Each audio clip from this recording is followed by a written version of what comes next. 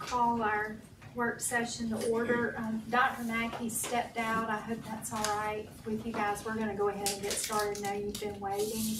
He's got quite a few members of the press outside that had questions for him, so we're just going to go ahead and get going.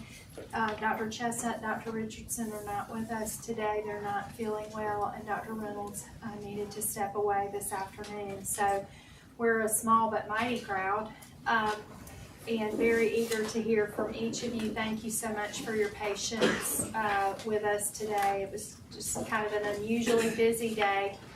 Before we get started, if you don't mind just silencing your devices, we'll just take a moment to let our minds settle in on our work session.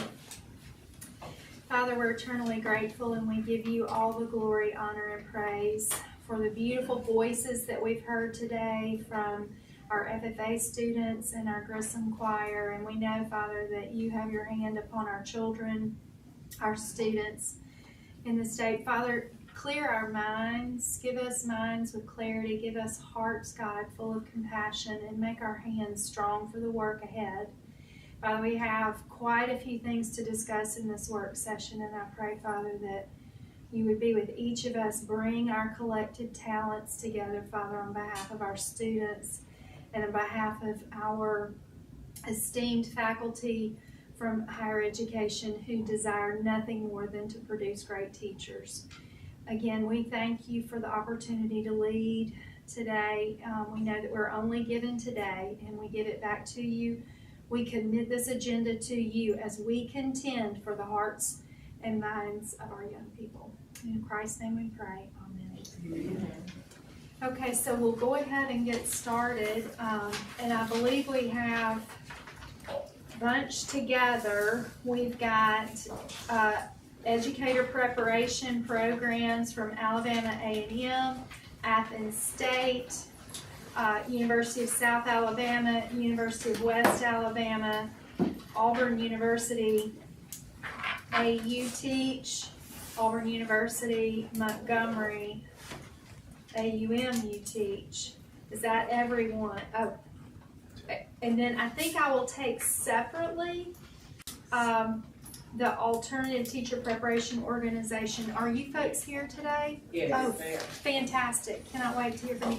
Because it's a little different model, I think that I would like to break that up. You tell me, would you like all of your folks to come to the table, or how would you like to organize this? We've got about 40 minutes. Yes, ma'am. So what we'll do is that for the first 6, as you mentioned, Dr. Lee Meadows is here at the table with me. We're going to give a brief overview, and then the 6 institutions are here to address any questions that any board members may have pertaining to those programs, and then 7 will be a separate entity. Okay, perfect. Yes, so I think we'll have you present, and then we'll pull up your chairs for the higher ed organizations that are here after you present, and board members will have an opportunity to ask questions. Perfect. Thank you. Please go right ahead. If I may. Yes, ma'am. Thank you for the opportunity to come and talk to you today about these programs. Previously, each of these programs submitted an authorization to develop programs. We had representatives from each of the programs to come to answer questions about what their intent was, who their targeted student population would be, the anticipated enrollment for the program, and how it would be different than the traditional educator preparation programs that we have in the state.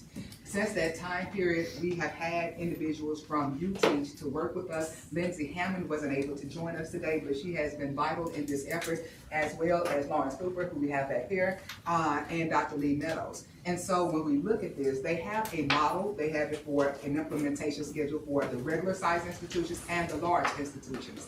And with that, each one of the institutions followed a similar scaffold in terms of what they were preparing and providing for us. So each one of them did a proposal. Their proposal talked about the courses that they would have in the program, when students would move from different transition points in the program, how they would get their field experiences in the program, what the anticipated outcomes of the program would be, how long it would take them to complete the programs, how they would have field experiences to go out and work with KP through 12 students within the schools, most of them being secondary, so actually 6 through 12, and how they would do all of those things. With each of the proposals, if we had any issues, we worked and all of them met together with Lindsay Hammond and then met with us. There were a few things they had to tweak with the checklist, but all of them have done an excellent job, and I'm proud for them to be on the board meeting today, the work session. I apologize. Wonderful. Okay. And all I would say is I'm happy to bring you more good news. I like doing that, coming to you until it's a great day. It's for STEM in Alabama. This is the next step, as you know, in You Teach Alabama. Hopefully, we're bringing you the easy solution of 6 in 1. That's the great thing about having a common curriculum. As you know, the UAB Teach is already under innovative status and has been since 2014, so we know it works there. And here's the really good news. All of these new sites have started their freshman exploratory courses. We currently have almost 400 STEM majors across the state exploring STEM teaching. Yeah.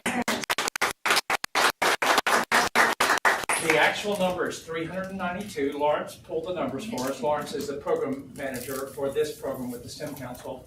And you would think that UAB Teach might be the heavy hitter in that 392.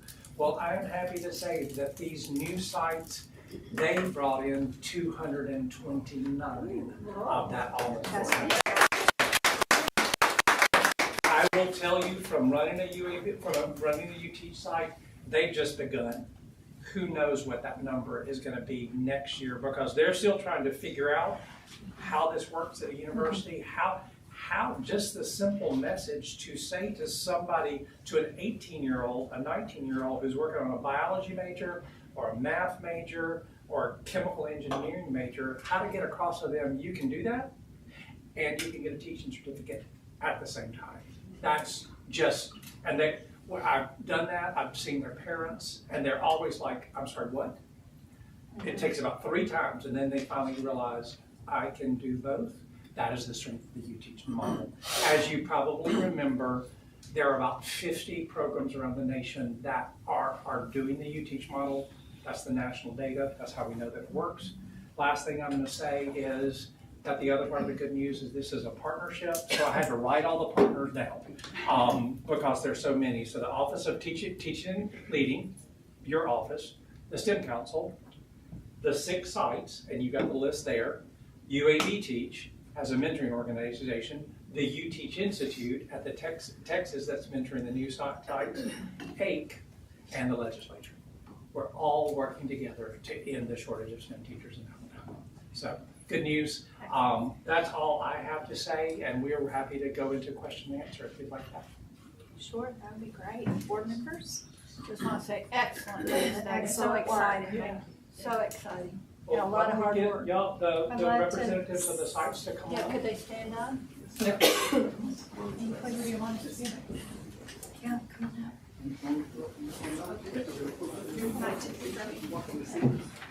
You came all this way, I want to hear from you.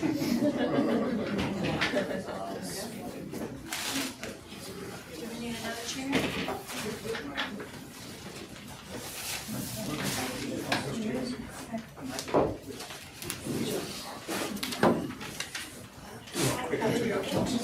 Introductions would be wonderful. We'll start, let's start with quick introductions. Of course, your name, your site, and your role there. I'm Samantha Junkin. I'm from HOM. I'm the co-director for the College of Education. I'm Lawrence Cooper. I'm program manager for the Alabama STEM Council, and I have the pleasure of working with all these sites as they help improve STEM teaching in Alabama. I'm Kelly Major from the University of South Alabama, and I'm the co-director there. Wonderful. Hi, I'm Tricia Glaze from Athens State University, and I'm the co-director there. And one thing about the model, which co-director are you, Patsy? I'm actually a professor of mathematics. So That's that's the key. the Oh, my- fascinating thing. And Kelly, I'm a marine botanist, so biology. so when they say co-director, most sites have an education co-director. That's what I was at UAB. And then they have a co-director from, and it could be COSAM, it could be it's from the, whatever the arts and science unit is. So I think we have one site that has both of them here. So that's why I wanted you to make sure you knew which one they were. So Patsy, thanks. Hi, I'm Nathan Blum. I am the education co-director for Alabama A&M University. I'm Stephanie Shepard. I am the COSAM, so College of Science and Mathematics co-director for Auburn University. And I'm Chris Schnicka, the education co-director. And I'm Jerry Jackson, the co-director from University of West Alabama from the College of Education. Nice to meet you all. I can say from our standpoint, it is so good to see all of you together, working together. I would love to hear what your experience has been so far. Are you collaborating? Are you tell us about your experience, because for so long, from our perspective, higher ed is sort of siloed inside their own institutions, but we've had such a need that for us, it's so good to see you all together in one place. So anybody can go first, and I would love to know about your experience so far. I would say it's been a great experience. I know there's quite a few of you guys that I've seen throughout the years. We're constantly on trainings for, I won't say constantly, but frequently, we're on training to learn about the new programs. We talk individually. I know Chris and I talked a couple months ago about how we can adapt things that would work best for our area. As far as, I mean, location-wise, because we each have a different type of student that goes to our university. So we want to make sure it fits them best. And we're so collaborative to where we'll send each other emails or just bounce off ideas as far as, hey, what do you think about this? This is what I'm doing. Chris created an amazing curriculum, was like, hey, here's what I'm doing. I think this part would be great for you guys. So it's just been a great experience. I would say even our students coming in, they know, hey, you're hitting the ground running with this. We want all your opinions, and they love it. They love giving those opinions. They love to be the face of our social media. They're constantly like, oh, I got something I want to say, and they go to our advisor recruiter all the time for it, which our social media has blown up. I don't know about theirs, but it is surpassing our College of Ed one, which is upsetting because I run it. It's been a great experience. I can't say enough good things about it. Good. Similarly, because of the parallel curricula and also parallel sort of administrative structures, we've been able to collaborate at all of the levels. So not only have we collaborated as co-directors, I know that our master teacher at Alabama A&M has been in communication with Auburn's master teacher, and because they're teaching similar courses, they can work together for problem solving, for not only curricular problem solving, but also logistical problem solving. So the parallel structure has been really beneficial. That's great. I want to echo that with our master teacher. Our math master teacher is also our program coordinator. We're trying to hire a science master teacher right now, if you know anybody. But she has just really reached out and just really just gone in full force and talked to some of the other master teachers, and she is really involved with the students, and they are really identifying with her. She's young, and she has been one of the driving forces so far. So she's great. I would echo that. Our master teachers, we couldn't do this without them. We have a fantastic STEM teacher as well as, science as well as math. And our science teacher graduated from our own program. She was one of my students, went on to get her master's in education, was a Noyce scholar, and now we have her back after 17 years of teaching. And she recruited our math teacher, who is wonderful. And, I think the collaboration, they're both go-getters. They've reached out to other programs. And I think the collaborative effort is really, amazing. And I would add that, and I'm not the education person on our side, but I would say that I'm already seeing dividends in terms of our relationship with the local schools, because our master teacher was a teacher in our local schools, and he is working that now with principals and the teachers, and I think they really like having our students come in. But both of ours were, They seem to be like from the kinda, local schools too. hey, can we get more of your students? And Yeah, it's only been one That's semester great. they've been in the classroom. Only one semester, that's yeah. great.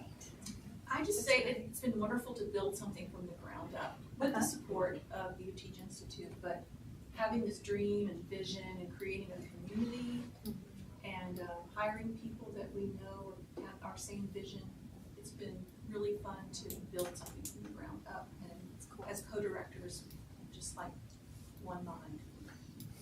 And I would like to echo the same sentiments at UWA. I mean, the students are so eager to the point they're telling other students about UWA Teach, and they're coming aboard and so excited. On yesterday, we actually have a student group that we come in from time to time. We meet and come together, and to hear about their experiences, how they're enjoying going out into the schools and being able to build those partnerships as well.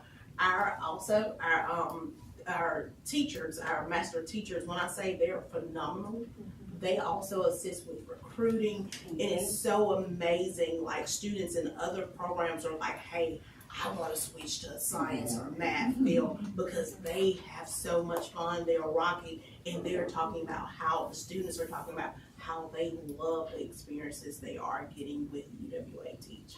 That's great. That's awesome. Right. The master teachers, you've heard them talk about that. They're the lifeblood of the program. So the funding supports hiring veteran teachers, and they actually come out of the classroom as full-time university staff members. So they're working kind of 24/7 is what they end up doing with these undergraduates, to recruit them and to mentor them and get them ready. In the model, they actually stay with them for 6 years. So they're 4 years undergraduate, and then their first 2 years in the classroom, providing induction support. At UAB, the director that replaced me was one of the master teachers, Dr. Paula Evans. And then UAB Teach has this great privilege now of, they have recently hired John Cross as a master teacher, and he was one of the first UAB Teach graduates. So somebody that was there, he went out, he taught, and now they've hired him back as the first UTeach Alabama produced master teacher. I have one more question, but before I ask board members, do you have questions? I think that I love listening and hearing, and I wish we could get the word out what an excellent program it is. What are the success stories from which we can learn? We're not good at letting the good stories be told, so I challenge y'all to get those good stories out, because it just sounds like the more that the kids hear from what you're saying, and a lot of it does come from mouth to mouth. But there are those out there that have some listening ears, so. Well, we have a plan. We're You cooking do. up. Actually have a statewide communications and recruitment plan. We know that each individual site is telling their great stories and bringing in people within their sphere of influence, but we actually will have a plan starting later this year. This is also, using that generous funding through the legislature and kind of pivoting that to where we can serve all 7 sites under a statewide recruitment plan. So those great stories aren't staying local, they're really going all over the state of Alabama, even focusing on some high school counselors as they're helping students make decisions on what they're doing, and people as they're entering. So it won't just be within the universities talking about the benefit of the program, but really getting parents and young adults as they're making those decisions, introducing those programs in those areas. Because someone might say, hey, I've been thinking about going to South Alabama, but I'm not sure what's there for me. Well, here's another option. Or my program at A&M, I'm going there and I want to be a rocket scientist in the Rocket City, but here's another opportunity. So showing those students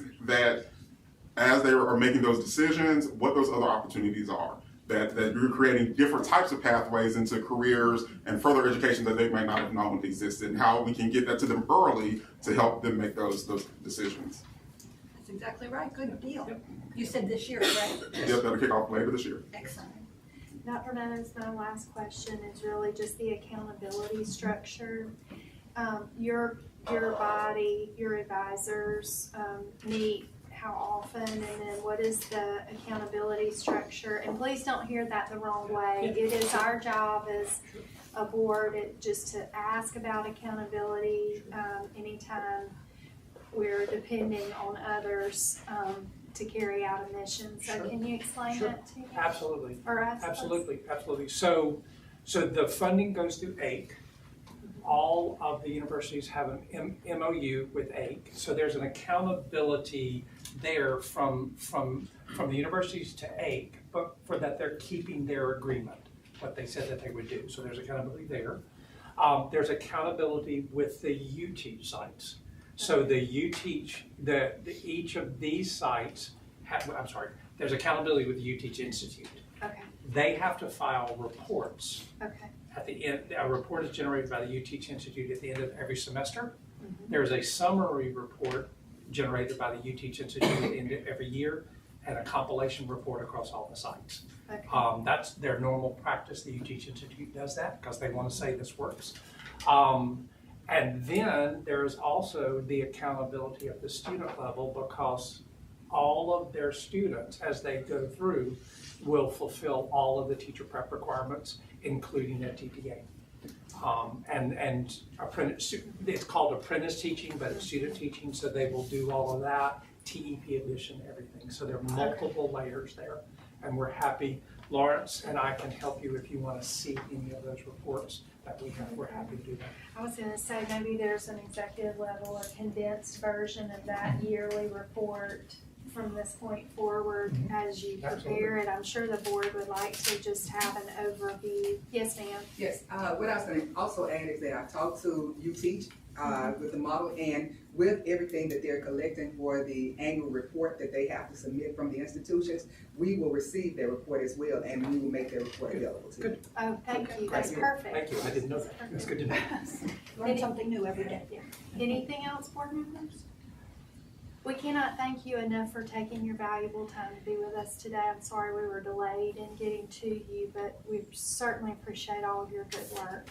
Great job.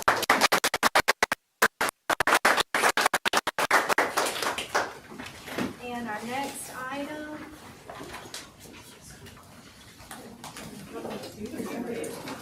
is going to be resolution to approve the alternate teacher preparation organization, #teach, teaching, training, educators, and creative codes.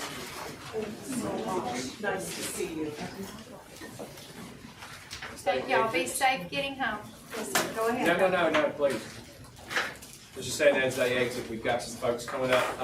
While they get seated, let me say that we, after you approved the resolution last month, our staff reached out to the organizations that we knew were interested in providing, that already reached out to us, and were interested in providing alternate teacher preparation routes in Alabama.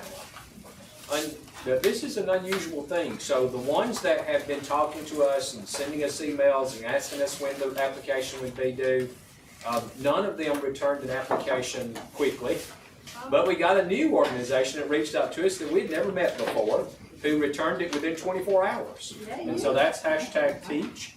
I've not met these folks on the other end of the table yet, but they did turn in an application, and then our staff reviewed it, and they have proposed this, or we bring it to you as a recommendation for your consideration. Next month, we think there will be some others. Like one, I know one organization turned something in on the day that Miss Nora had to have the package ready, so they'll review it. But they protested. 3 other applications to review. They protested pretty vehemently, but that they wanted it to be forwarded to the board without review of any department staff, but I refused to do that. So if you hear from any of them, we're going to go through our process, and then they can come in another month. But obviously, we gave a sufficient timeline because these folks got their stuff in on time. So, Ms. Harris. Good morning. Just to introduce our individuals from #teach. We have Dr. Kilgore and Dr. Brown here, and they're out of Michigan. So they're going to talk to you about, just tell you a little bit about themselves and about their program. Thank you, and thank you for the opportunity to present to you all. We flew in here from Michigan, and I had an opportunity to drive to Gainesville to see family yesterday, and forgot how beautiful this country is. I mean, my goodness. But I also forgot how dark it gets driving back. Yeah, that's right. Right, but had a great time. No snow and ice. I know, exactly. Thank you. I will take it over snow like any day of the week.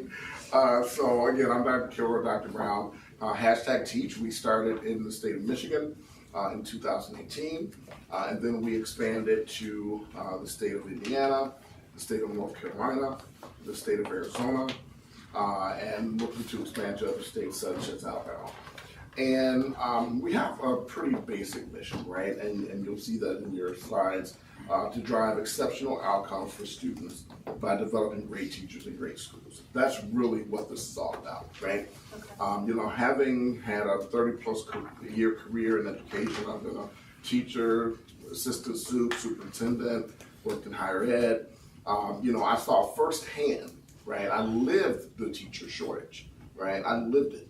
And when this opportunity came to develop this program in the state of Michigan, I jumped right on it and said, you know, this was my opportunity at nearing the end of my career, right, to have this significant impact on putting great teachers in classrooms in states across this great country.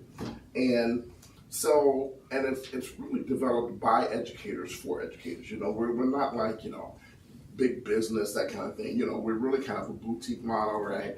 And we really focus on relationships with our program participants.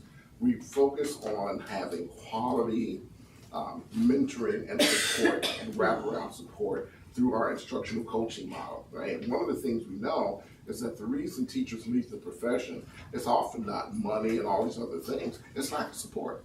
Right, you know, so we really focus greatly on that part of it, and we'll get a little more into that.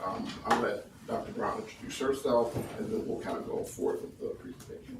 It's a pleasure to be with you all today. Dr. Megan Brown, I've been in our wonderful field for 22 years. I've dedicated my professional career to really serving children. And I love the fact now that we are able to impart knowledge into teachers, they're novice teachers. We know that the first 3 years are essential in making sure that they have that connection with our school buildings to our children. And through our coaching model, we are able to do that. Our instructional coaches stay with our residents the entire time they are in the program, which is traditionally 3 years. And during that time, they are the individuals who are holding their hands. They are the ones having meetings with them, reviewing lesson plans, reviewing unit plans, sometimes just talking them through how to get through the day, how to make it from bell to bell. And because of those relationships, we've been able to sustain our model, and we've been able to really just impact what has taken place in our classroom. So as Dr. Kilgore said, we are educators first. This is what we love to do. And the fact that we are able to expand our field and bring others who may not have thought as education as their first career choice, that they are now able to see the beauty of what we've known for years, is that when you are sitting in front of a group of children, or if you're a kindergarten teacher and you're on the rug with them going over their letter sounds, it is just something about those light bulb moments where you say, my kids are learning because I'm here every single day. Or if you're a secondary teacher and you see your kids cross the stage and you know the story of how they got to that point, it is just such a reward. And so the fact that we're able to do this every day is truly just a blessing in our lives. Absolutely. And one of the really, I think, unique things about alternative certification is bringing in this whole other set of people. So in addition to, you know, maybe college students that had non-teaching degrees and want to go into education, we attract a good number of people who are paraprofessionals, substitutes for years, and just never had the opportunity to get the credential. And even career changers. I always talk about this one gentleman in our program in Michigan. He was a colonel in the Army, retired, and did 5 certifications with us. And just absolutely loves teaching, right? So bringing in that set of people into education, because we need them, right? And they're able to, you know, show their proficiency. They pass the state required test, they pass the Practice 2, they go through the EdTPA or the PPAT or whatever is required in the state. And our job is to teach them the art of teaching, right? The pedagogy side of teaching. We have a variety of courses. We have 2 sets of courses with the kind of introductory courses and then going deeper courses. And the students all go through those, and it culminates with the methods course. So we have the methods courses that all of the teachers go through at the end of the sequence of courses. Now, in terms of some other things that make us unique, one, we offer training in restorative practices. So this is a new way to kind of handle discipline and those types of things. We offer that to all of our students. We have some unique partnerships.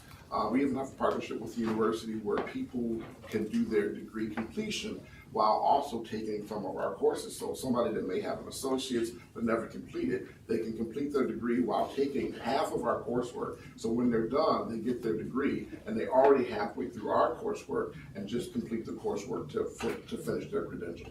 So, you know, we're always looking at kind of unique ways to work with people to get quality people into the classroom. We are also currently going through our CAPE accreditation. We have our site visit next month.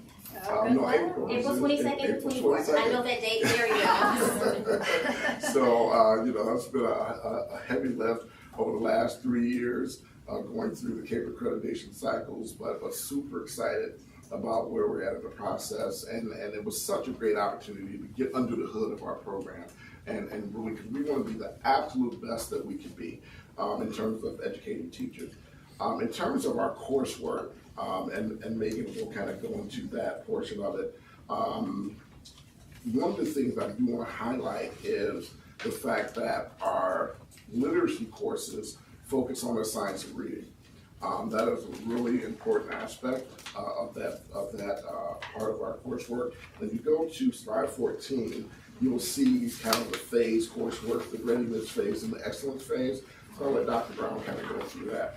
And we have a scaffolded approach to our curriculum, and so we start off with the basics of what is classroom instruction, what does it look like to organize your classroom, and all of our assignments are activity-based. And so it's not just, you know, read an assignment, do a multiple choice assessment, and then that's it. It's actually design your classroom layout. Show us the map of what your classroom looks like. Where are your cubbies going to be? Where are your supplies going to be? Where's your reading corner? And the instructional coach gives feedback on that and say, well, what about your centers? Have you thought about the flow of your classroom? If it's a secondary classroom, we talk about how do you safely secure your science equipment? How do you make sure that, you know, you have eye wash and burners? And so we make sure that they understand, they have to give thought into how their classroom is going to be designed. We go through classroom management, how to build relationships with students, and then we continue on to addressing diversity in the classroom. How do you use your students' background and culture to infuse into your lesson plans? How do you engage parents in the process and community stakeholders? So once we get through those basics, then we move through to our phase 2 coursework, where we talk about how do you use data. And it's not just give an assessment to a student, move on to the next unit, or take the state assessment and then make sure you just meet the scores because that's what the district needs. No, you are actually looking at how do you use data to inform instruction. What does reteaching look like? How do you redesign your lesson plans in order to meet the needs of your students? What's that targeted instruction look like? And then how do you design fair assessments? What is the differences between formative and summative assessments? And then we conclude with how do we support our unique student population? And so we have 2 courses that they go through to talk about education for our special needs population, and then how do we work with our English language learners. And then finally they have their methods course. And with methods, it is specific to their content area. For all of our elementary teachers, they have sections that focus on English, math, science, social studies, the arts. And so that way they understand what is needed to teach all of those content areas in their classroom.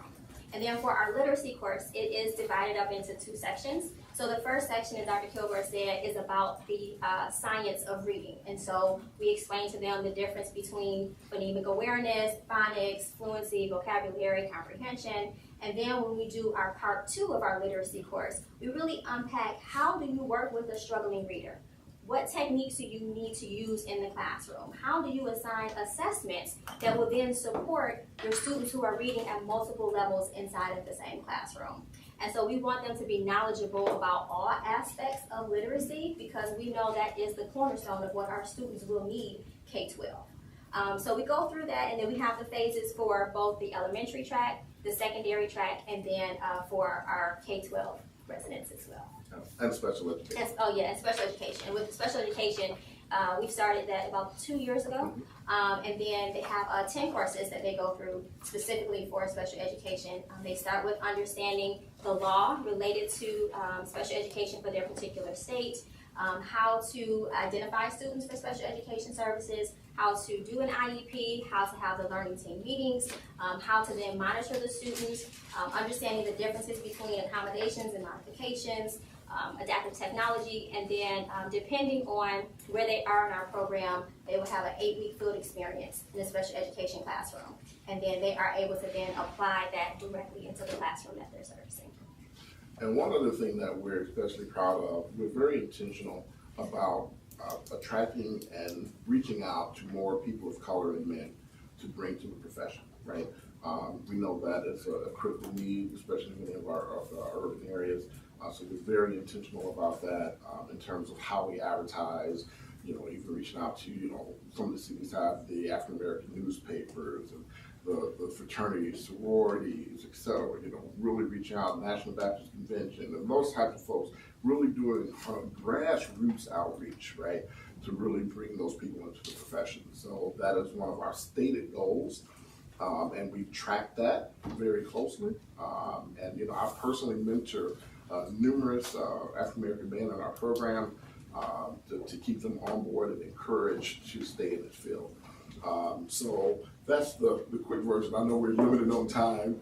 No, I just noticed on the resolution, the K-12 teaching fields, much of this looks like foreign language. Is that correct? No, the K-12 areas should. So go to the next page too. There's a second page. Oh, gotcha.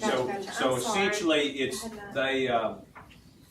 No, ma'am. It's a very good question. So they can, just like our colleges. Sometimes they say, well, we only want to do elementary. We only want to do this or do that. But essentially, they're opening up to all fields. Everywhere we offer a certificate, they're saying they will work with us. Even some of our colleges say we're not going to do a science program because we don't have a science faculty or something. But I think they are those. It's very hard for us to find Arabic teachers. Yeah, when I saw that, I was like, but they're willing, if somebody comes along and says, I want to teach Arabic, they can enroll in this program. And I almost say, to your point, Mrs. West, that may be, because we do get calls every so often, somebody wants a Chinese teacher. And so, we don't have a lot of 18-year-olds just going through to get a certificate like that. So it may be that an alternative program will be able to get more of those world languages teachers. I specifically asked because recently I found out that foreign language departments are closing for many of our institutions of higher ed because they just don't have the interest there. But our students in the K-12 world are very interested in learning other languages, and it's good for them to have that experience. So when I saw Korean, for instance, because we're so heavy in the Korean population with our industries, those families, I think, would be very interested in having certified teachers that can speak Korean in the classroom. So I apologize, I missed the balance in that. And Board members, did you have questions? I'm sorry not to cut you off. Board members, did you have questions? What other states do you serve? So Are you in other states? Yep, we're in the state of Indiana, we're in Michigan, we're in North Carolina, and we're in Arizona. Arizona, okay, perfect. And may I ask, I'm sorry, Ms. Mann, go ahead. And how many years have you been in those states? We started in August of 2018, that's when we started, and then pretty much we added, in 19 or 20, we added 2 additional states, and then last year we added Arizona. I'm sure COVID made it interesting. Yeah. Bringing new people into the room. Yeah, absolutely. So my question, I'm sorry, well, just how quickly, so Right. How the way our process works, in the work session today, if the board wants to move forward, then you can be approved next month. then how quickly do you think you could start recruiting people and bringing people in based on your experience in other states? Yeah, so and of course, Michigan, our first state, that was a longer implementation, right? Because it was the first one. But since then, we're typically able to get going in about 60 to 90 days at the most. To get going and, get the additions to the website and the changes to the CRM system and those types of things. So it's just kind of it's kind of a smooth operating machine at this point. So we know exactly how to move into a new state and get implemented quickly, get the advertising going, get the recruitment going, get the connection with the school districts, et cetera. So yeah, absolutely. So if I'm a retired, and I'm a business person, I'm not an educator, so sometimes I don't ask very good questions, but if I'm a retired engineer and I'm thinking of a second career and I want to work with you, what is the average, I won't hold you to it, but I want to be able to tell somebody this. So what would be like the average cost you'd be incurring for a certification? Yeah, so to teach, let's say, mathematics. Sure. So it varied by state, right? But typically, and we also have additional endorsements, people who are fully certified that want to get additional certification. So anywhere on the low end from about $3,300 up to about $6,200 on the max side. On the max. And that covers the entire program, all 2 years, 3 years, whatever the program cycle is for that particular state. And then we also work very closely with like workforce development in states. We are approved for several workforce developments where they use Workforce Innovation Opportunity Act funds to pay on behalf of clients. We have school districts that use Title II funds, Section 41, those types of things to pay for seats for people in their districts, kind of grow your own type situations, right? And we have multiple payment plans where we stretch the payments out over 15 months, 20 months to really lower the cost for the applicants as they are participating in the program, and as well as third-party loan options. So we have all types of, we're very conscious about costs, and we have not raised a price in any of our states since our inception. Yes, ma'am. So is this an on-site instruction or online instruction? It's online instruction.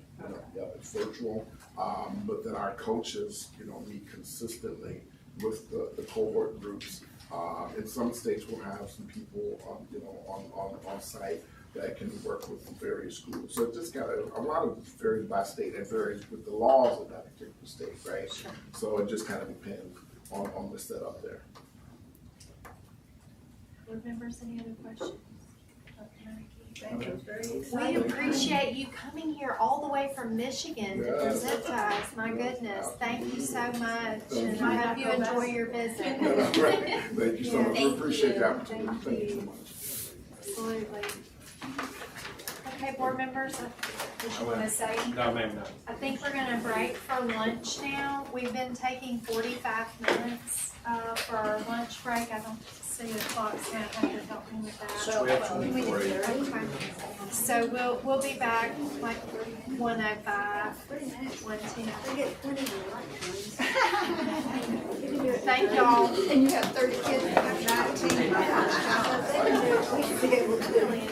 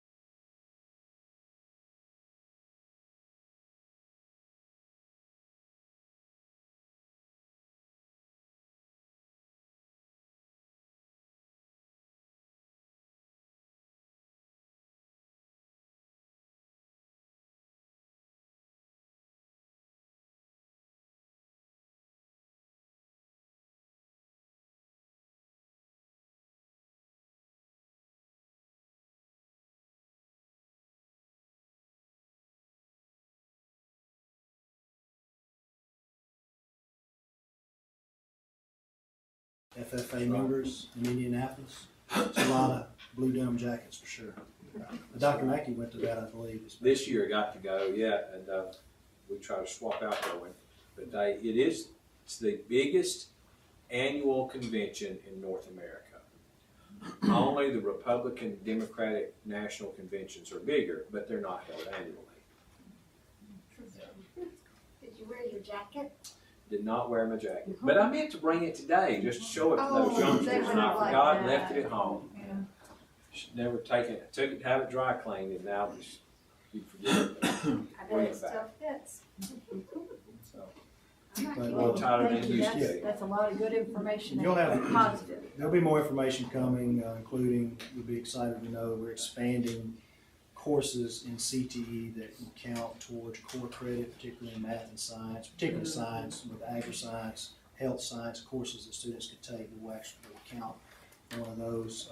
We work through the course of study process with that. But you'll see all that information soon. Good deal. So I just wanted to focus on these large scale numbers today. Well, thank you. Thank you. Any other questions? Appreciate you. Thank you, Dr. Hall. Thank you, Dr. Hall.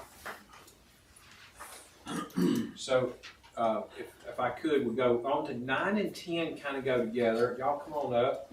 Selena and all of your crowd, Dr. Coleman, I'm not sure who ell's coming with you.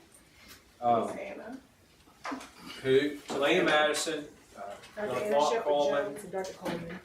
Oh, that's right. Anna is very new with us. Yes. Very new with us.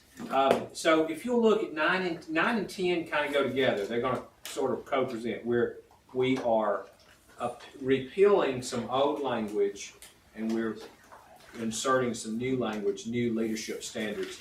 We'll draw your attention. 10 where it says adopt new, that really should be announce intent to adopt new. So what we'll do in March is we'll announce the intent to repeal the old, and then the next item recommendation in front of you will be announce intent to adopt the new. But they both should, one of them says it, but both of them should be announced intent. That's just a technical thing. It's not on them. But I just want to make sure I got that out there that we'll have to, this will be one of those things that'll have to be twice. So it'll be in March and then back in front of you in May. And this is tied to, I don't want to steal their thunder because it's all on them, but the new principal bill that passed, as you know, so principals now, that's a new opportunity for principals and assistant principals to get an additional stipend, but there's a lot more professional development they have to do. And so that has caused us to go back and revisit the standards. And are the standards, are these the right standards? Do we need to update them? And they decided we did need to update them. So you'll see these are some changes. There'll be a lot of other things coming. Anna that we've hired is working directly with that bill because that is a big change. It's a $30 million ticket in the budget for this coming year. It is funded in the budget, $30 million. And so there's a lot to be done. We're glad to have Anna with us. And Talina, are you starting though? I turn it over to you. Well, you covered pretty much. I'm pretty good. You need to go into the specifics because I have not met with them. We kind of kicked it off, and you talk about whatever we need to do. And even who's on the study group, because we all have a big, not study group, but a big design team. Yes. Well, good afternoon to the State Board and again to Dr. Mackey. We're here just to answer any questions you may have, if any, about the professional learning standards that we intend to adopt, we'd like you to look at and intend to adopt. Our professional learning standards are being updated to reflect current standards for learning forward. They're not exactly the learning forward standards, but we do put our Alabama spin on it to make sure that is what we intend for our educators to be able to do, know and be able to do. And then I'll let Dr. Coleman share with you because he works with the regional in-service center directors who ask us to go ahead and move these standards forward. I do work with the regional in-service centers, and the directors were working with a set of professional learning standards that go back about a decade. They were based on the earlier versions of the Learning Forward standards. Learning Forward about 2 years ago announced new versions of their standards, and in their pursuit of delivering high quality professional learning for our teachers, the in-service centers reached out to me see what we could do to bring some of that language into our standards. They want to make sure that anyone who comes into their center to deliver professional learning is doing so and aligned with current research on what constitutes high quality standards. And so we looked at those standards and looked at the language that we had in the administrative code already and saw that there were some ways we could adapt some of that language that would better reflect the current research that Learning Forward has done. And so there weren't a great deal of, it wasn't a drastic overhaul. It was some wording changes, some additions of a few things, but in general, we felt like it was not a large leap to bring those standards in, and so that's why we suggested. Let me just tell you, for edification, Learning Forward is the national association that deals with professional development. It used to be that I don't know why they wanted to change their name. It was the American Council for Leadership Development. It seemed to be a good descriptor, but they wanted to be more hip, I think. So Learning Forward now. But anyway, it's been Learning Forward for a number of years, but it's not a private vendor. That's why I mentioned that. Because it sounds more like a private vendor. It's actually a professional association. Branding's important, and we felt like the need for it to progress. And the second set of standards that we have, again, as Dr. Mackey mentioned, is tied to Act 2023-340, which is the School Leadership Act. So I'll let Dr. Anna Shepherd-Jones share with you about those standards and why we're here with those today. That's right. So Dr. Mackey talked about the design team, and I just want to give you a little bit of insight into them. They are a dynamic group made up of principals, assistant principals, teachers, superintendents, school board members, all across the state of Alabama. We also have higher ed faculty representation and governor's office representation and other professional organizations such as A+. So they have diverse experiences that they're bringing to this, and one of the tasks that they had at hand, the first thing really was to develop these new standards, because that's what's required in the law, is to update and replace the current standards we have for our practicing school administrators. So that's what they've done. They've done a great job. As you know, working on standards is a whole lot of work. So they put a lot of work into it, a lot of long days, sometimes working into the evening just to get it right. You know, so I think it's something we can be proud of, that they are developed by a group of accomplished leaders for leaders in Alabama. So any questions about those particular standards? When it's appropriate, I do have, and it's based on our conversation and conversations I've had messages on Facebook, I've had text messages, I've had emails, and I've had telephone conversations with people I respect in my district, and they come from schools that are doing well. So I'll preface it that it's a mix of current and retired teachers, just a variety of different positions they held. And they have expressed concern about several parts of what we have on the agenda for next, in March. Yeah, not the intent part, because I don't think they would know what's in it unless it's out there, but the part that we've already adopted with the intent. And making sure that I don't get it mixed up. Okay. But you've responded, and I appreciate that. And have you heard any objections to parts of it? So let me come back. So that's with, I think, with our conversation, the change in the reading standards. Right. And it's kind of a mix of all of these things. And why I'm asking is based on what you mentioned there with the law. And a lot of the changes we seem to be making are actually changes that were made by the legislature, and then we brought together committees, and then we received the recommendations, and they're put in our administrative code. And so I know it's a mix of all of this, but there's a lot of misunderstanding about how all of this evolved and where it originated as well. And I think that, I don't know how we fix it other than having these conversations, even if that's writing on, and I don't like Facebook messages because I don't usually check Facebook messages. But there was a long, drawn-out conversation. And I just wonder how many conversations with this obviously very qualified, highly qualified group did you have input from retirees or anyone else with what you're presenting today? So we don't have any retirees on the design team, but of course, they work to develop those standards, and then we go through the process for the public viewing and comment period. So if we want this to be their standards. So if anybody does have any concerns or want to give some of their feedback and input, I mean, we welcome that feedback, because our next step will be to take those comments back to the team, and we'll look at what we need to craft and do differently. So that's part of our process, that the team knows that we'll have to, we'll go through that after we get feedback. And I I'm sorry. No, I was just going to add, but please, Well, I just want to say to your one of your questions. So these are not public yet. So there may be folks who will have questions or think they have questions, but all they've seen is the title on the agenda that we're repealing something, adding something else. So they will become public after today's meeting. They technically become public next month after you vote to announce the intent. So essentially, I say that to say really the public's got 3 months to comment. So go ahead and they can, but you can share these after today, after y'all see them first.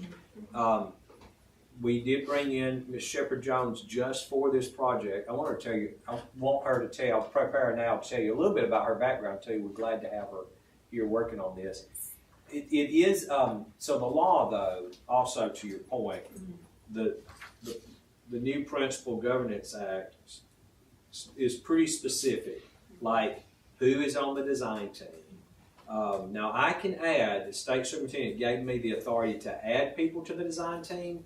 Like there's a whole list, there are different organizations that put people on the design team. And so we took all of those, and then my appointments we use to balance. So because as you can imagine, once all the associations, everybody makes their appointments, it is not always, geographically and demographically aligned to what Alabama looks like. So we fill those in. It's a pretty big committee though. I would say 20 people. About 25. Yeah, and then there's been some that have been twice the size. Yeah, Jimmy Shaw, who's the superintendent in Florence, is chairing it for us. I have not been on any of their meetings since the first one kind of kicked off. But I know they've had several meetings, a lot of them by Zoom. They have had some in-person meetings, but they're all well represented across the state, and then all the associations got to make appointments. And they leaned on the learning forward standards.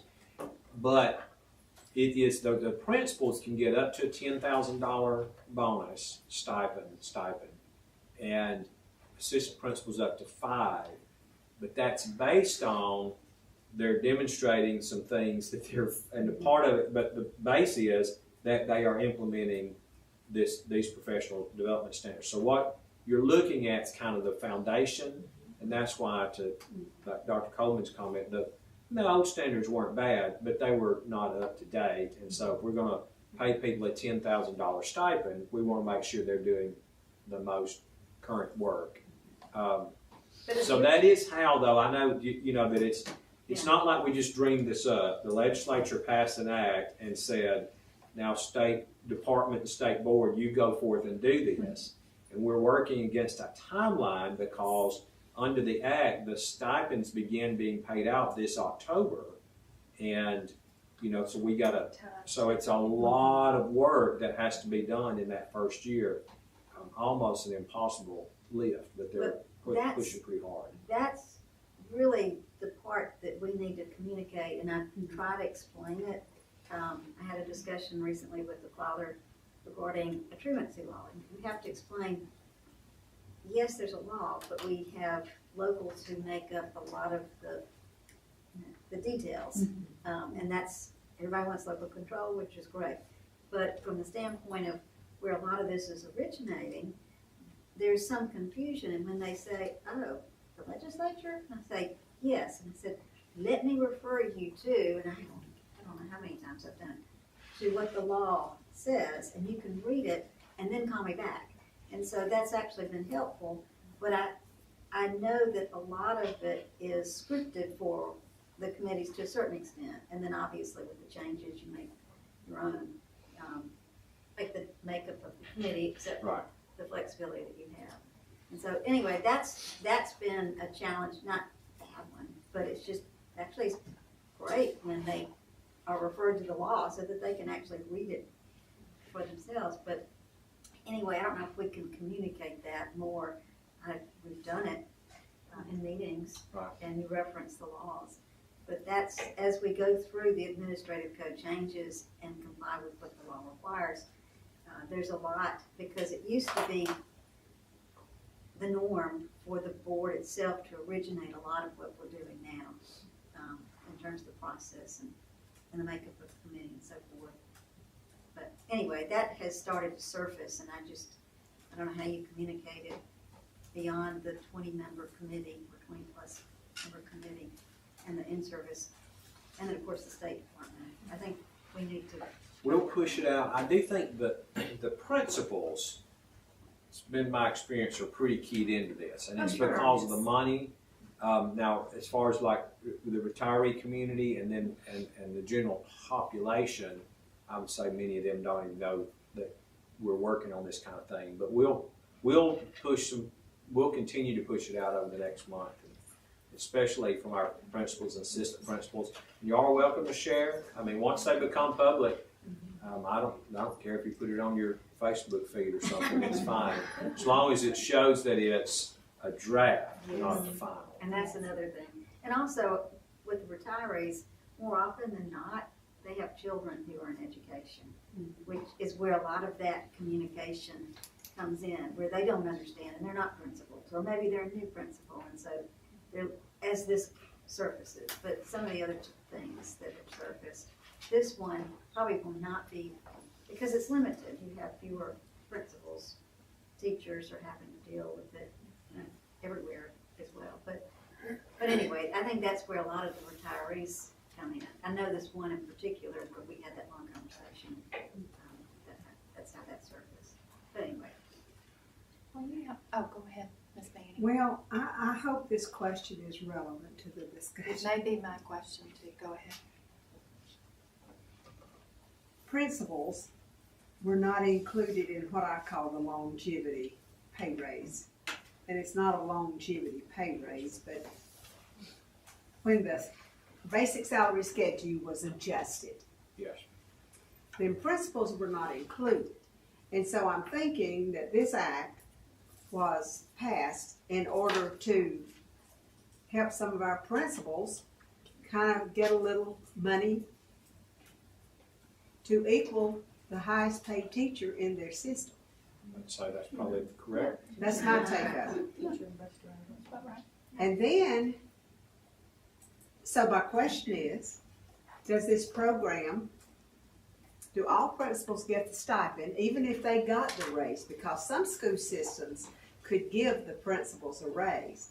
Some school systems gave the principals a raise if the salary schedule was tied to the salary matrix. So we have one group who had money and they gave the raise.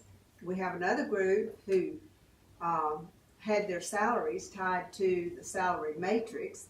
And then we have one group that's got nothing. So my question is, does everybody have this opportunity to increase their pay? So everybody has the opportunity, and it steps in over time. So basically, this is a test. Let's see if I'm right.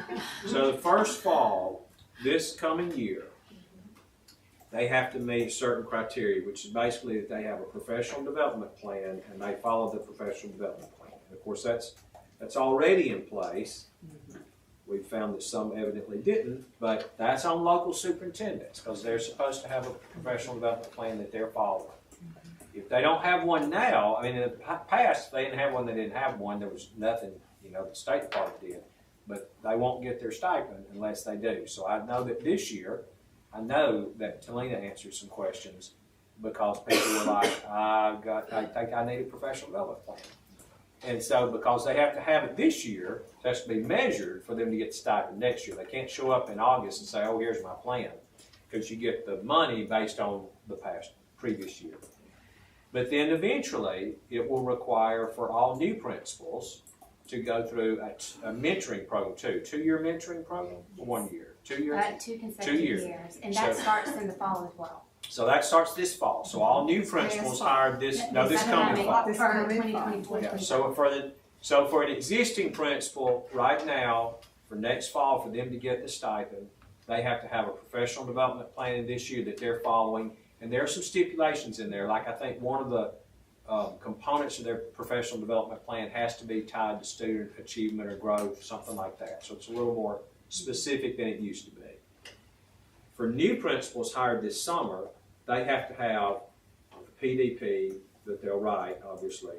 And they have to commit to be a part of the mentoring program, 2-year mentoring program. But they will go ahead and collect it. They don't have to wait till they finish their mentoring to get it. They'll go ahead and get paid. But if they drop out of the mentoring program or whatever, then they won't, they'll cease to exist. And then eventually, there will be a principal's academy they're working on. And I think that's by 2930. Yes. Then every principal. So eventually, to participate in the 2030s, every principal will have to have a professional development plan that they follow. They'll have to go through the mentoring, and they'll have to participate in the superintendent's academy. But because, and this was something we kind of negotiated with legislative leadership, because if they had said, okay, everybody has to do all those things by the fall of 2024, there's just no way it could be done. And so they stepped it in over time. So to your point though, every principal, and I think every assistant principal can technically qualify for the stipend this coming fall. And that's why there's $30 million in the budget to pay that. But they'll have to do, if they keep getting it for the next 5 or 6 years, then they will have to do more and more things until eventually everybody has to do all those things.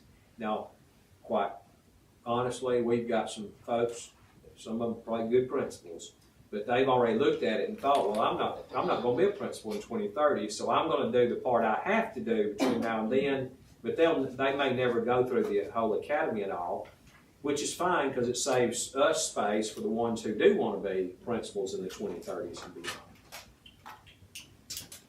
Did I answer that okay? You did. You did. So when, and I've had this question, when do the principals that are now a principal cash out? So we've asked Dr. Payne, we've asked that it be paid in either quarterly or semi-annual payments. And so in our, now this is not done yet, but what we recommended is that principals would basically get a check in December and another one at the end of the school year. And therefore somebody retired mid-year, they would only get half of it. But it'd be done in 2 payments like that, similar to what we do with National Board of Certified Teachers. And it will count, you didn't ask this question, but I'm going to anticipate somebody wants to know, it does count as salary toward retirement. So retirement will come out of it, but it also will count toward retirement calculation. So ideally, they'll get the check in December of 24. Or November, December. So we'll have to transfer the money to the districts like in November, right? Is that right? So they can pay in December. Right, because it won't load till October, and then it takes about mid-November for the budget office to release the funds to us, and then we'll send those out in allocation to the LEAs. And that's one thing that, I mean, everything's a process, but I appreciate conversations like this because people sometimes think that getting a check from the state is like, you're getting a check from your sister-in-law that you just call and say, I need a check.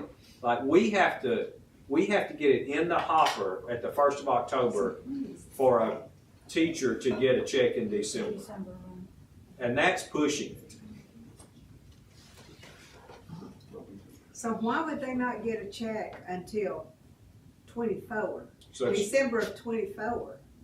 So it's not if it were funded. effective in June. Yes, ma'am. So it's not, the legislature didn't put any money in for this year. I got you, okay. So the money, the $30 million is in the budget today, but it's for the budget that starts October 1. I got you. So there will be no money available. For this first year, they gave us $800,000, $850,000, and that's to pay for, that is not going to pay for all that has to be done just to set it up. But there's no money for stipends in the current year, just some money for us to hire Dr. Shepherd Jones. She's not making $850,000. I'm sure she wished she were. But we're also partnering with class on some things. We're paying some consultants. So just to get all this off the ground, there's some software stuff that has to be done. So that's all we have this year is the $850,000. But then proposed for the October 1 budget. And that's why there won't be any money available before December, because if it comes in the budget October 1, the soonest we can get it released is December. But that explains a couple of things, so thank you. Yes, ma'am. Anybody else? Thank you very much. Thank you.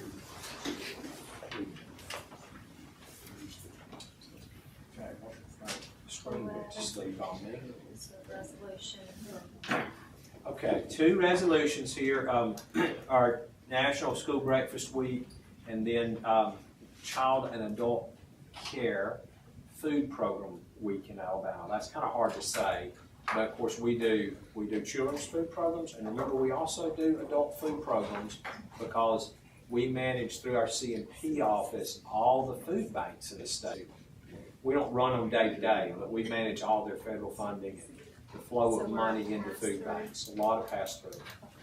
Yes, ma'am. So in addition to what y'all know, and what we all know is C&P, that's the National School Lunch Program. Of course, we do the breakfast program, but also after-school feeding, summer school, on-site and off-site feeding programs, and then adults and families through the food bank program.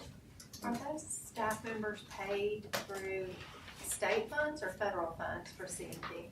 It all comes through the federal funds, and it's a state set aside to the child nutrition program, USDA. So they work out of our building, but they're not employed by the state? As far as the oversight of it, yes, ma'am, they all work for us, but they're not employed by state dollars, they're employed through federal dollars. Okay. To come shared services, because we can, depending on the program, you can go up to 10%. If it's the school lunch program or CACFP, and then there's also SFSP, which is a summer feeding program, and then and there's a couple TFAP, it's another one that runs in there, and then we've got the commodity program. There's a little over 500 CACFP programs across the state that we oversee, and run all their applications, their approvals, and then verify all their invoices for the USDA. Okay. So we'll recognize them next month, and in 2 different resolutions. Which brings us to 13. I'm going to let Dr. Payne come up to the table and just talk a little bit about those. So the last item, we just have a few things to update you with. I know y'all may have some other things too, but one of the, I asked him to talk about the, one of the items that came up in my evaluation. Y'all know I sent you a response, and there are 3 things we're going to work on this year. I'm going to work on. We are, because I count on my staff to help me. But one of the questions was about the day-to-day management of the department and all the staff we have and those kind of things. And so we actually, I realized we haven't given you an update, but we of course did a huge change in the way we monitor. We've reorganized our whole HR system here, and are in the process of even doing some more things. Anyway, Dr. Payne's one. I asked him to talk about it because I thought, well, that's true. And I mean, y'all are here once a month. You ask us questions in between, but you don't really know about what is Dr. Mackey doing to make sure that we actually are running an efficient department and, hiring people, doing evaluations and those sorts of things. So I said, Dr. Payne, come explain to them how we do that. Yes, sir. Be glad to. So in a short amount of history of that, about 3 years ago when I came to the department, one of the things after shortly being here, Dr. Mackey had asked me was to assume HR to be under my, and this was when I was an assistant superintendent, under my supervision. And so we did that, and then we started then to go through updating all the HR processes for internal here to the department. And then also reorganization of the HR staff to better suit the needs that we have in the department. And so the outcome of that's what I'll give you in kind of highlight levels. We were able to secure a director of personnel, so we have that person also serves with our strategy now, Ms. Terry Morgan. She's also had previously worked with the department as one of attorneys in Jason's general counsel, returned back to us from the Attorney General, serves as Director of Personnel. State personnel also provided to us because of our size and needs a personnel manager position. We have that position filled as well now. Then we have a couple of personnel assistants to do the day-to-day processing of paperwork for employees coming in, employees separating, retiring, any of that nature of work that goes between them and state personnel. And then we employ a couple of retired state employees to take care of the information desk upstairs, so we're trying to lower the cost there by doing that on retirees to have that. And then we've got one administrative assistant that focuses on HR as well in terms of processing and setting up appointments and things of that nature. But some of the things since 21, kind of I guess September 21, when we really started looking at everything, we updated the employee handbook for the department. The most recent official full copy of that we could find was about 2007. And then it had layered on pieces of attachments and papers and things of that nature. So completely updated that in 2021, and then set up semi-annual review of that. So we do that twice a year.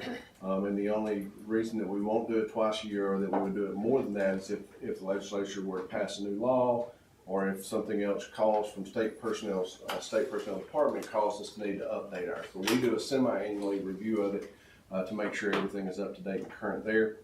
Then we established a new process for organizational charts across the department. We updated all of those so that we can continually keep our org charts up.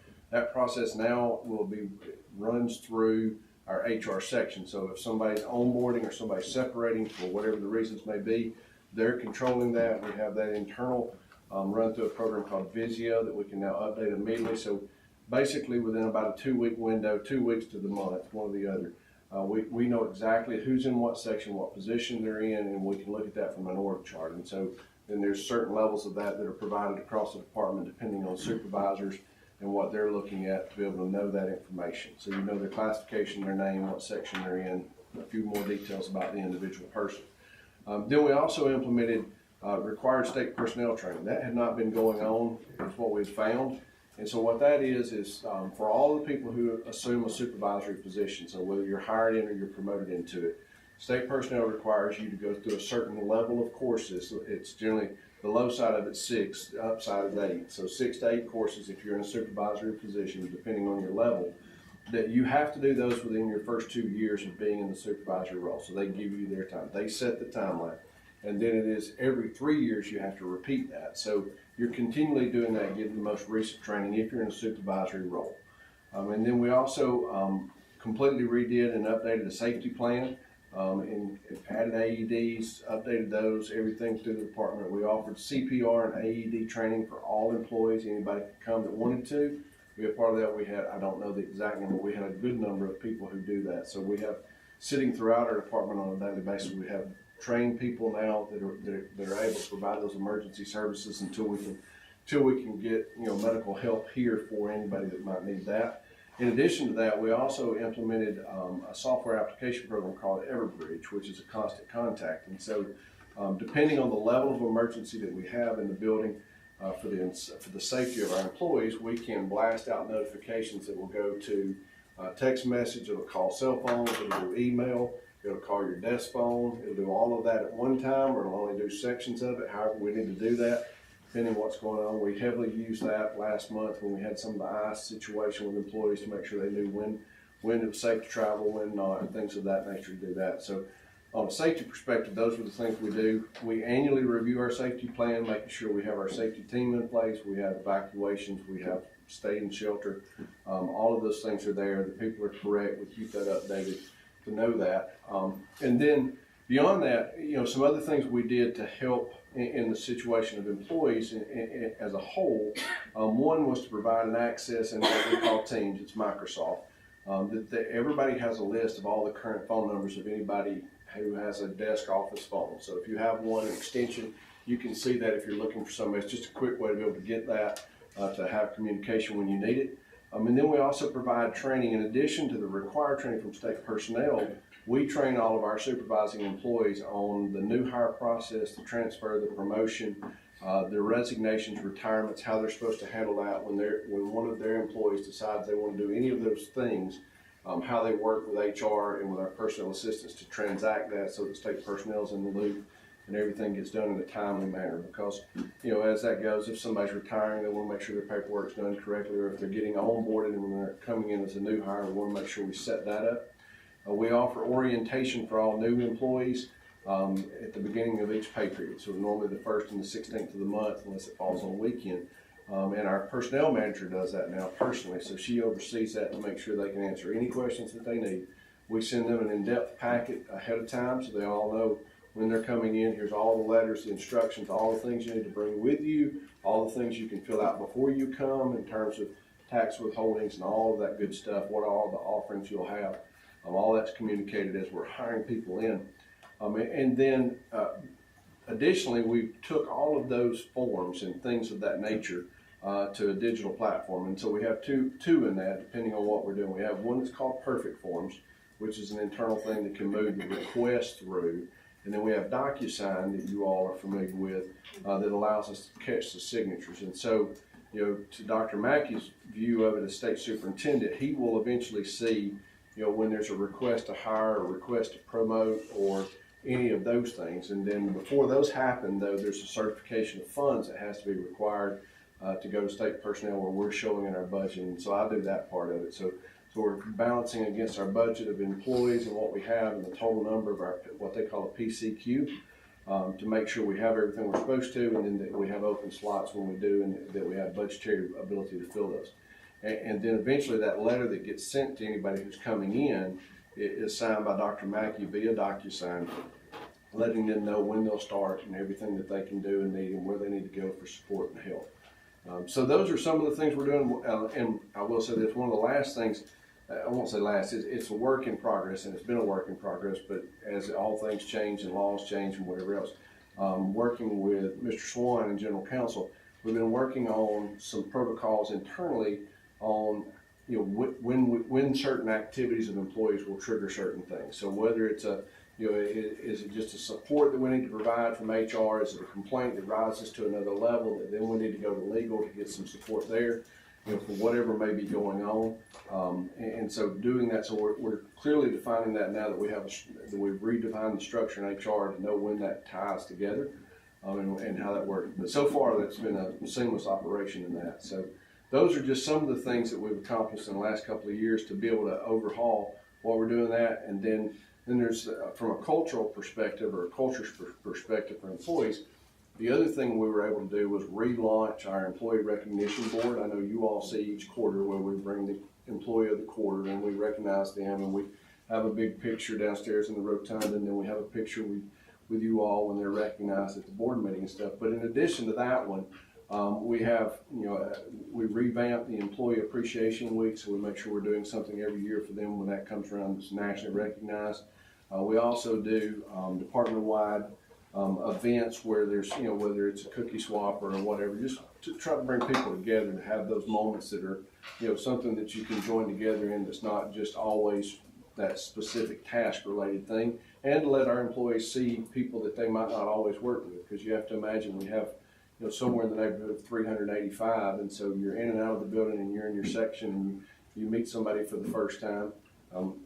As I think she's walked out now, but Dr. Jones, that was in here just a moment ago, I've shared emails with her for the last 2 months about the budget for the principal's design team, never having met her, but now we've met. So It's a great thing. So you see that those things can happen. And so we do some of those things. We do blood drives, and then other things, related to the things that go on throughout the time of the year that we can do that for. So those, that's what we've tried to be able to do, is focus both sides of that to make sure we're as efficient as we can be, that we're as lean as we can be in terms of the processing for employees, making sure we're courteous to them and answering their questions, getting them where they want to be. And then strengthening in our supervisory role to make sure that our supervisors, people who are supervising other employees, know and understand how to do that, how to check tasks for work, how to check completion, to support their employees when necessary to get there. And then when the supports don't work, what options they have as a supervisor to bring that through our protocol and figure out what we can do next. I won't ask what sections, but do you look at the different sections for high turnover rates? So, I don't know the number by section right off the top of my head, but I do know that last year our attrition rate for 23, it came down from what it had been in 21 and 22. Okay. It was about 11% in 23. And in that, just for definition purposes, we look at that for every type of separation. So they may transfer to another state agency, they may have gone back to a school system.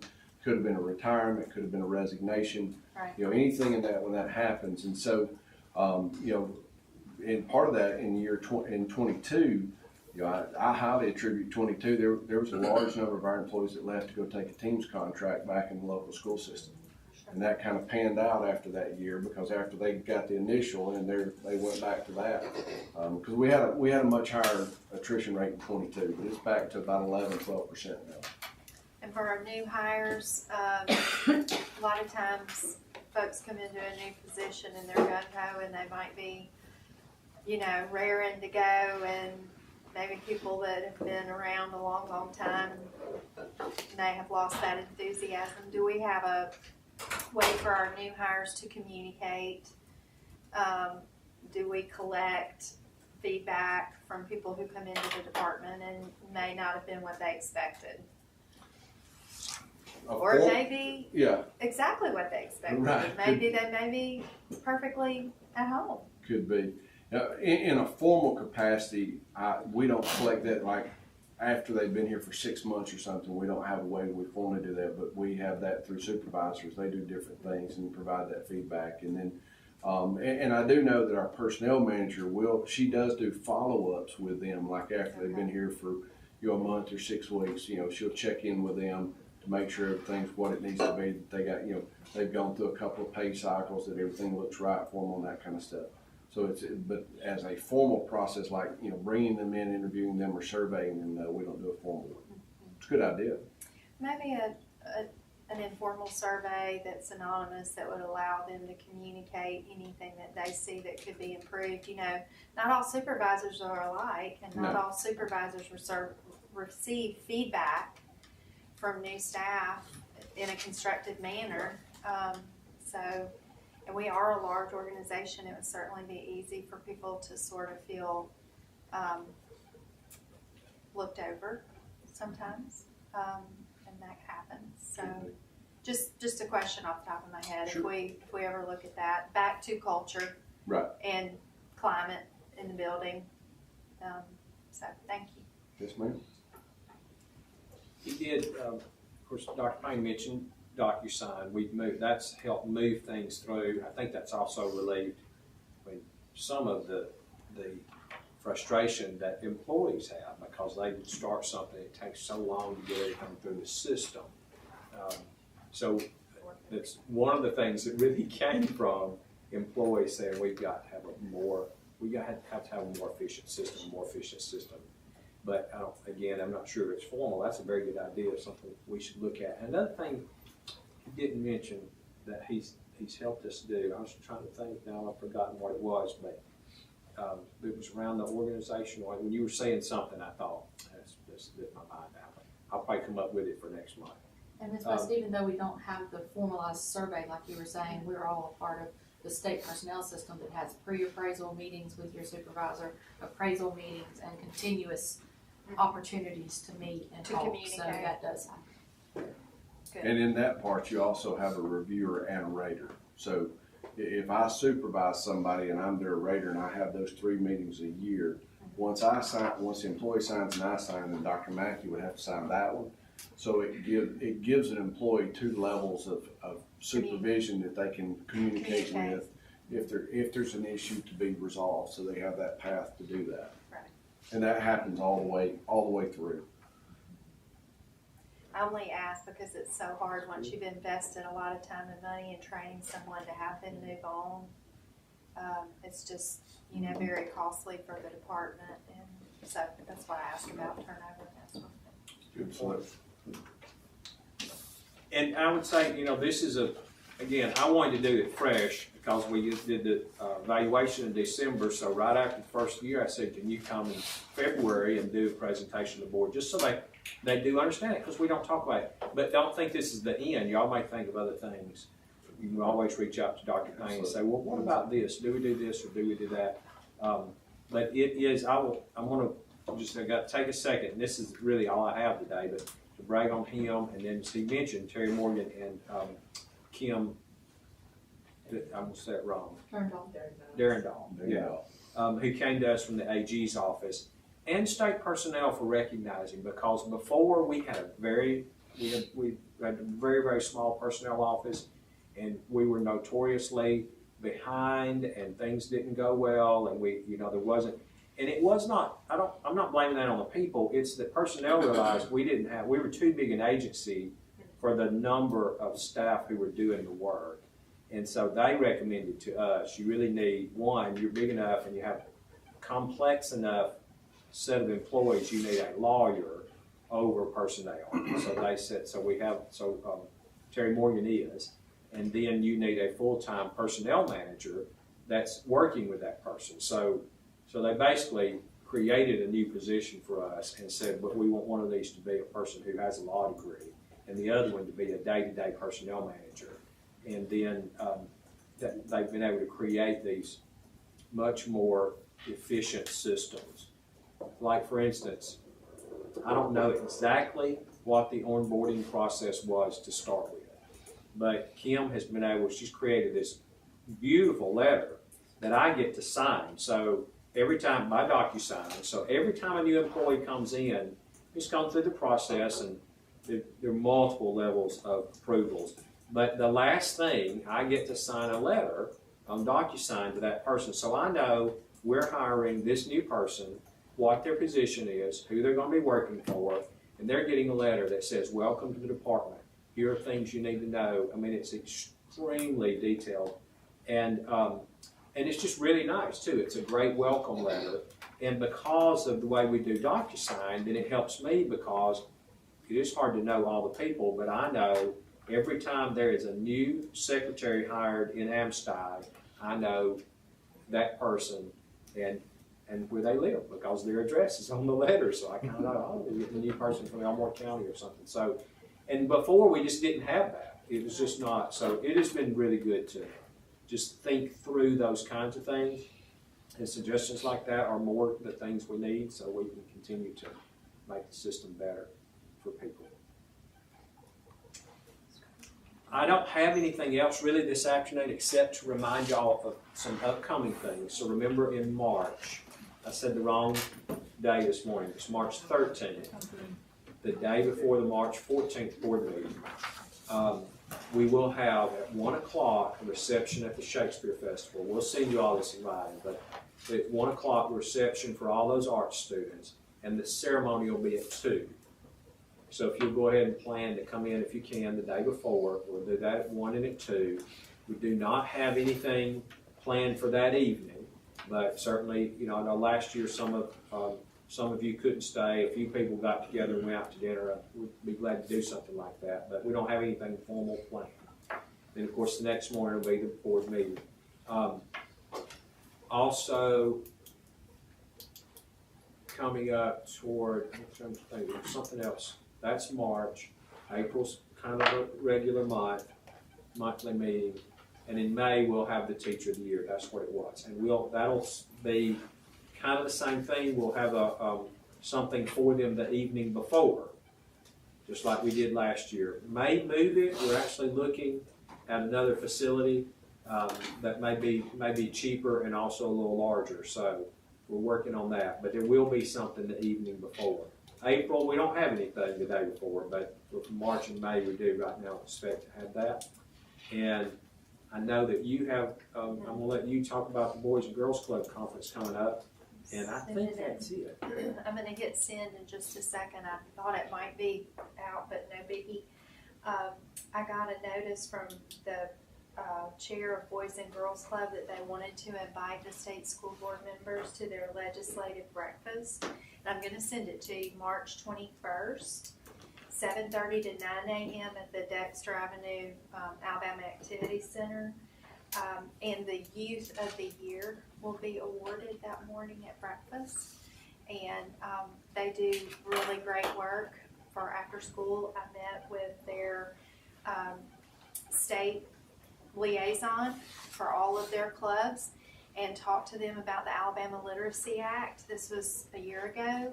And so they have gotten up to speed on science of reading and Alabama Literacy Act and the things that we're looking for and our after school programs at Boys and Girls Club. And so they are spreading that message to all of their club members and volunteers.